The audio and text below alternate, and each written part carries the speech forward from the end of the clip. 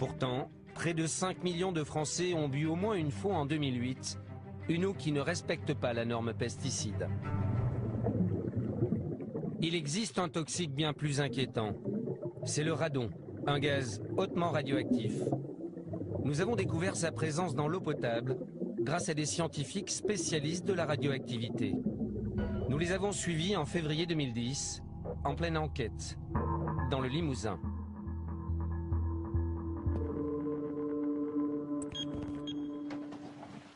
Bruno Charéron est ingénieur en physique nucléaire. Il dirige le laboratoire indépendant de la CRIRAD, un organisme agréé par l'État et spécialisé sur la radioactivité.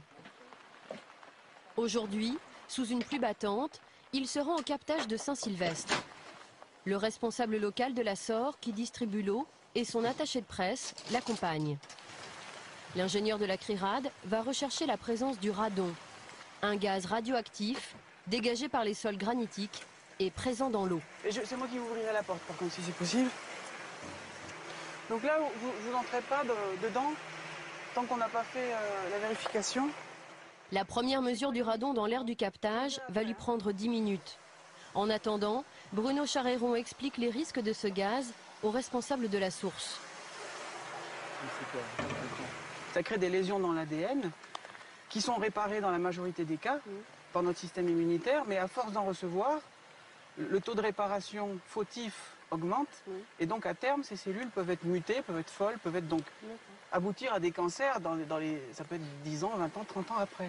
Donc c'est pas parce que c'est naturel que c'est bon. Premier résultat, première surprise.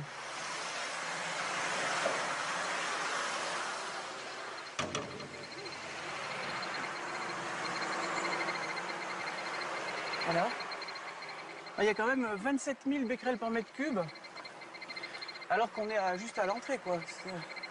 Dans les écoles, par exemple, la norme à ne pas dépasser est de 1000 becquerels. C'est beaucoup ? Ah bah 27 000 becquerels par mètre cube, c'est pas tous les jours qu'on mesure ça quand même. Hein.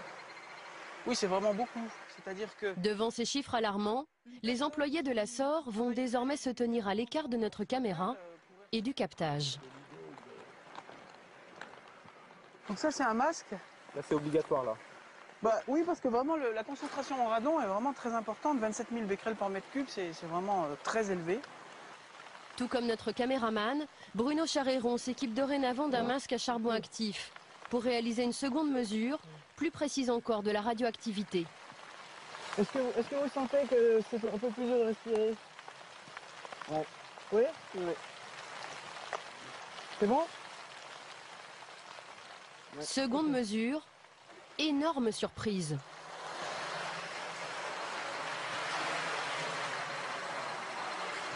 Voilà. Là, cette fois, il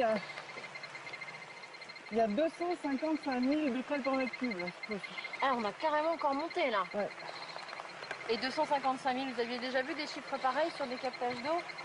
Ah, moi, 255 000 becquerels par mètre cube, j'ai jamais vu ça nulle part. De toute votre carrière professionnelle?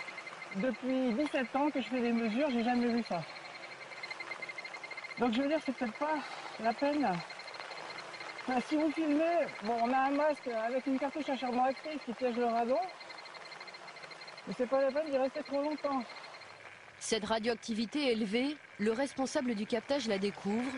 Manifestement, le radon n'est pas mesuré par la SOR. Vous avez jamais eu de résultat de mesure de radon dans l'eau? Jamais, non. De la part de la DAS ou non? Ouais. Jamais. La radioactivité de l'eau du captage se retrouve-t-elle au robinet des habitants de Saint-Sylvestre?